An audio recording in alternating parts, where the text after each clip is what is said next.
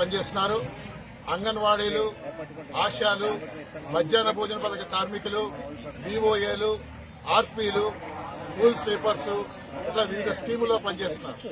వీళ్ళందరూ కూడా ఇతర ప్రభుత్వ ఉద్యోగులతో సమానంగా పనిచేస్తూ ఉన్నా గానీ అతి తక్కువ వేతనాలు 11 అత్యధికంగా ఇస్తున్న వేతనం 11,500 నుంచి 3,000, 6,000 కూడా ఇస్తున్న పరిస్థితి ఉంది.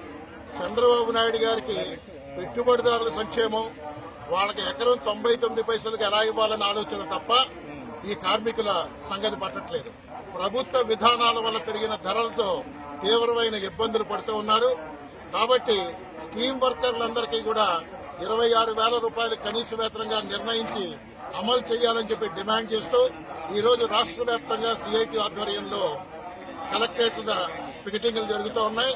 ఇప్పటికైనా చంద్రబాబు నాయుడు గారు పెట్టుబడిదారుల అభివృద్ది సంగతి కాకుండా ఆ సంపదకి మూలమైన స్కీమ్ వర్కర్లు, ఇతర కార్మికుల సంక్షేమం గురించి పట్టించుకోవాలి. అందరికీ కనీస వేతనం 26,000 ఇవ్వాలి. ఇది పోరాటం ఆరంభం మాత్రమే.